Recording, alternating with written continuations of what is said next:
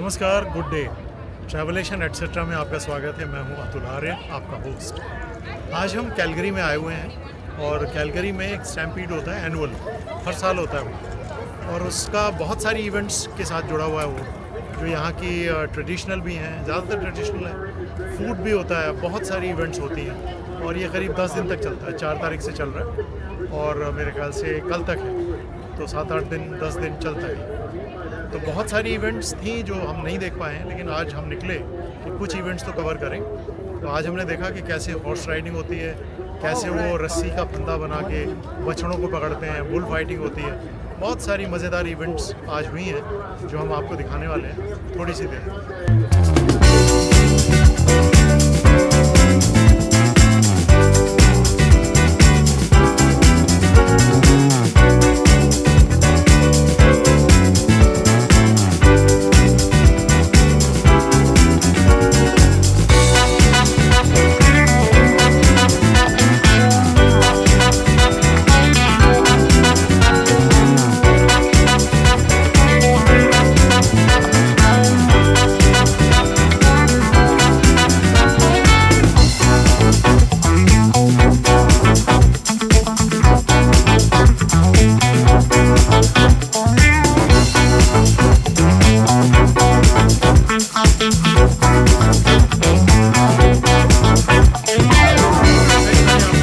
पहले बताया था कि हम कैलगरी में स्टैम्पीड में हैं, जो एक एनुअल इवेंट होती है हर साल। तो हमने यहाँ पे बहुत सारी इवेंट्स देखी और उनमें से कुछ आज हम आपके लिए लेकर आए हैं। और भी इवेंट्स हमने शूट किए हैं, वो भी समय समय पर आपको देते रहें।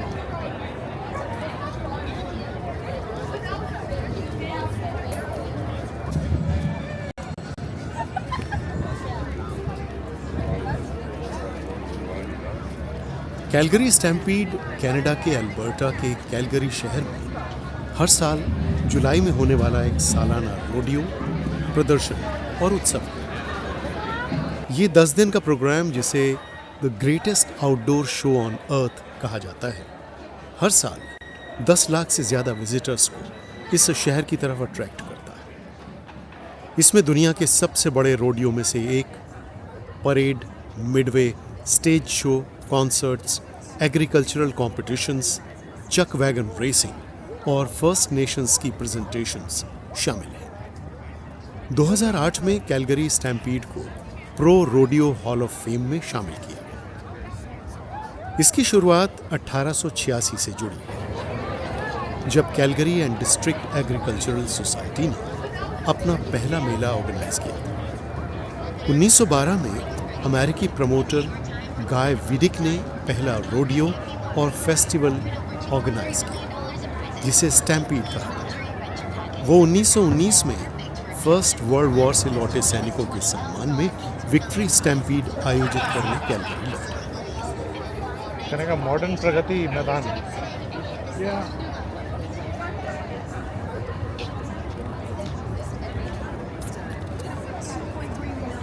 1923 में उनका उत्सव कैलगरी इंडस्ट्रियल एग्जीबिशन के साथ मर्ज होकर कैलगरी एग्जीबिशन एंड स्टैम्पीड बना, जो एक सालाना इवेंट के तौर पर होने लगा। हजारों वॉलंटियर्स और लोकल लीडर्स के सहयोग से आयोजित ये इवेंट आज दुनिया के सबसे समृद्ध रोडियो में से एक, कनाडा के सबसे बड़े फेस्टिवल्स में से एक और शहर का एक प्रमुख पर्यटन आकर्षण बन चुका है।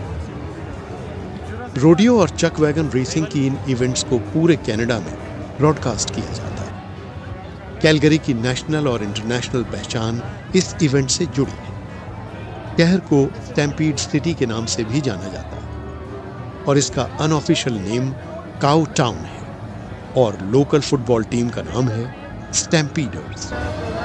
स्टैम्पीड के दौरान शहर फेस्टिवल के रंग में रंग जाता है। ऑफिसेज और शॉप्स काउबॉय थीम में सजते हैं।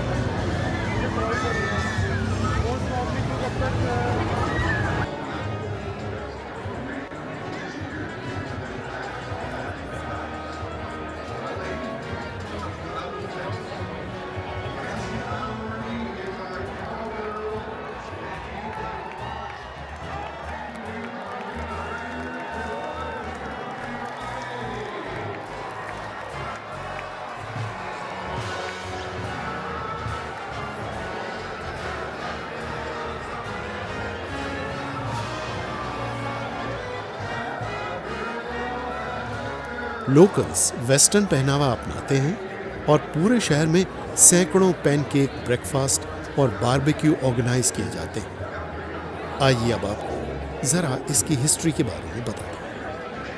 1946 में लेडक नंबर 1 तेल कुएं और टर्नर वैली एरिया में तेल के बड़े भंडारों की खोज ने शहर में तेज विकास और समृद्धि का दौर शुरू किया। कैलगरी एक कृषि समुदाय से बदलकर कनाडा की तेल और गैस राजधानी बन गई। 1949 से 1956 के बीच शहर की आबादी लगभग दोगुनी हो गई और आप्रवासी आबादी ने न सिर्फ स्टैम्पीड को अपनाया बल्कि अपने गृह नगरों में भी इसे लोकप्रिय बनाया।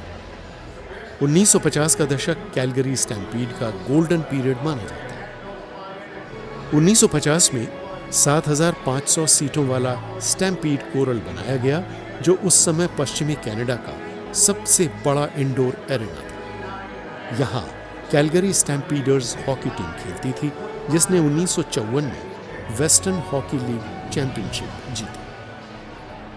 1954 में ग्रैंड स्टैंड में सुधार किए गए और रेस ट्रैक का रिकंस्ट्रक्शन शुरू। 1959 में बिग 4 बिल्डिंग खोली गई, जो गर्मियों में सबसे बड़ा एग्जीबिशन हॉल और सर्दियों में सबसे बड़ा कर्लिंग सेंटर बन गई।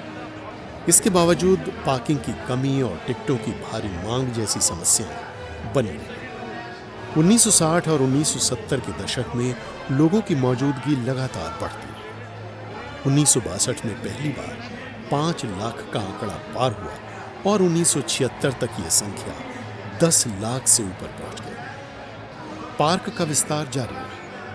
1979 में राउंड अप सेंटर खुला और 1983 में ओलंपिक सैडल डोम तैयार हुआ। दोनों में 1988 शीतकालीन ओलंपिक की हॉकी और फिगर स्केटिंग प्रतियोगिताएं आयोजित हुई।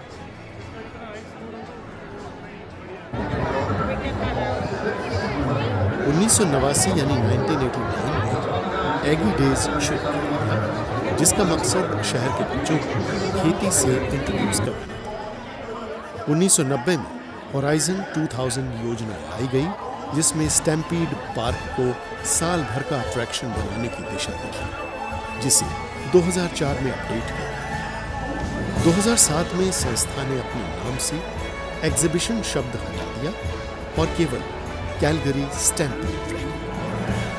2000 के बाद से लोगों की मौजूदगी 12 लाख पर टिकी रही। हालांकि 2012 में 100 साल पूरे होने के मौके पर 14 लाख से भी ज्यादा विजिटर लगे।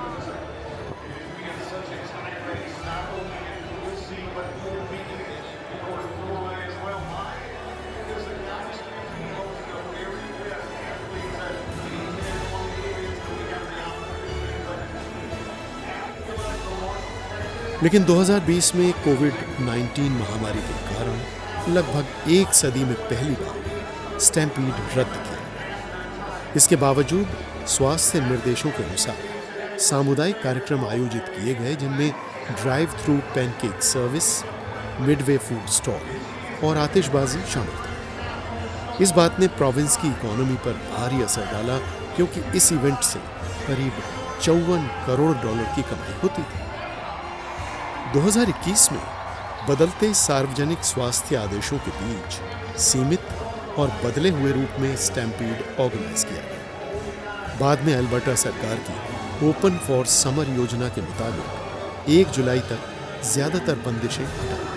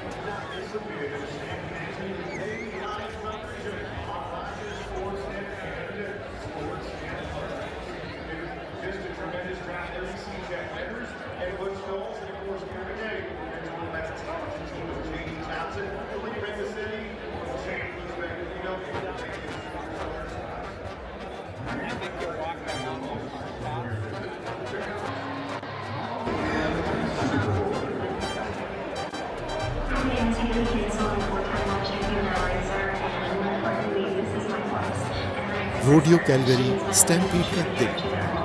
ये दुनिया के सबसे बड़े और प्रसिद्ध रोडियोज में से एक है। हर इवेंट में जीतने वाले को $1,00,000 का इनाम मिलता है और चैंपियनशिप डे पर इनाम की कुल रकम $10,00,000 तक होती है। इसमें मुख्य 7 इवेंट हैं: bull riding, barrel racing, steer wrestling, breakaway roping, tie down roping, saddle bronc और बेयर बैक राइडिंग। इस इवेंट में हिस्सा लेने वाले ज्यादातर पशु 22,000 एकड़ के स्टैम्पीड रैंच से आते हैं। ये हैना शहर के पास है, जिसे 1961 में हाई क्वालिटी वाले रोडियो पशुओं की ब्रीडिंग के लिए कायम किया गया। वैसे यहां हमारी मुलाकात हुई गैरेट से, जिन्होंने हमें इन घोड़ों के बारे में कुछ बताया। आइए देखते और सुनते हैं। Say hi to us today. So is this the way you say hi to a horse? You just come up. How do you make yourself familiar? Typically, every way that I've been taught is you just say hello, put up your hand, and see if he'll accept Look you. at that bastard. Look at that thing. Nice. If he accepts you, they always want to test you. They always want to nibble on your hand and see what's going on, but he's just seeing Can who we- I am, and Can I do like this? yeah. Just greet him first before you Hello. go and pet him. He doesn't like me. No, he didn't. He look- just that he's was the just shy. taste of my hand. It wasn't you. That was the taste of my hand. Nice. What about these guys? Joker. Hey, Joker. Yeah, just say hi. Hi. Joker's a good boy. He wants to run real hard for his dad tonight. Nice. Hi. Thank you for letting us. You're a big boy, Joker. Yeah. Nice to meet you. Mrs. Tally. Hey, Tally. Gilberto there is the Chance Benz Miller's favorite, he said. He just wants to see. What? He's just trying to see if he can fuck The with nibble. you. Oh, he's nibbling too hard, I guess. Yeah. He He's just a- wants to know that he can test me. He's a That's naughty all. boy.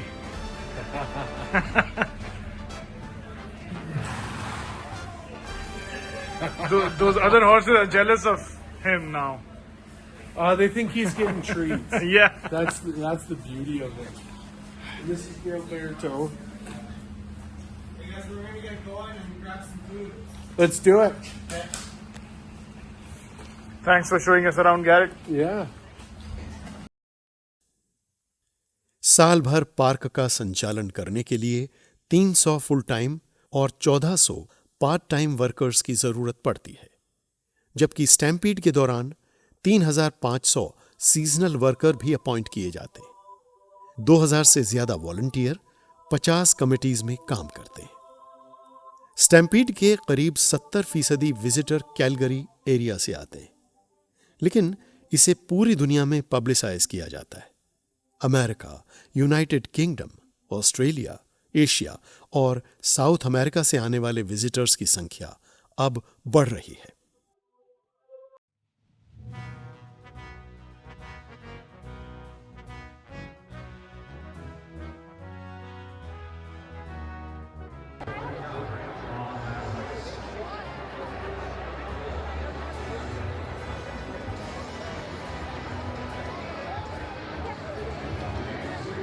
2025 में organisers ने बताया कि 10 दिन की ये event 2024 के record को पार करने की तरफ बढ़ रही है। 8 जुलाई तक 8,12,000 से ज्यादा विजिटर दर्ज किए गए और टीसी एनर्जी कम्युनिटी डे पर एक दिन में 1,93,000 का रिकॉर्ड बना।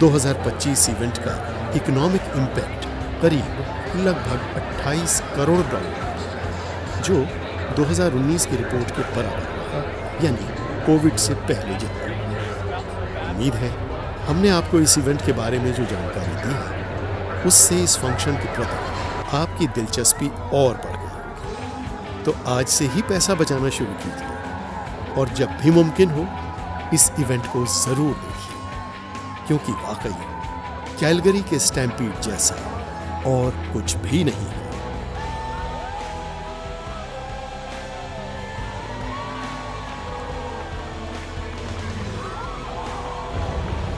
फ्रेंड्स, उम्मीद है आपको आज का ये शो पसंद आया होगा, जिसके अंदर हमने कई इवेंट्स आपको दिखाई। हमें भी बहुत मज़ा आया। ऐसी इवेंट्स जो हम टीवी पे देखते थे आज हमने लाइव देखे। किसी में घोड़े को पकड़ा जा रहा था, किसी में सांड को पकड़ा जा रहा था, किसी में बछड़े को पकड़ा जा रहा था। कुछ वैसे ही रेसेस हो रही थी। अमेरिका से आए थे लोग, कनाडा के भी थे, बहुत इंटरेस्टिंग। तो उम्मीद है आपको पसंद आया होगा और भी हम शोज़ आपको लाते रहेंगे यहाँ कनाडा से। तो मेरे ख्याल से आज के लिए इतना ही। ट्रैवलेशन एट्सेट्रा आप देखते रहिए और हाँ, सब्सक्राइब ज़रूर करिए। साथ में अपने कमेंट्स भी दीजिए। मेरा जो ईमेल आईडी है वो मैं यहाँ दे रहा हूँ, उस पर भी आप मुझसे कांटेक्ट कर सकते हैं। अगर आपकी कुछ क्वेरीज हैं, कुछ सवाल हैं, ज़रूर पूछिए। मुझे आपका जवाब देने में बड़ी खुशी होगी। आज के लिए इतना ही। यहाँ से बाय बाय, जय हिंद।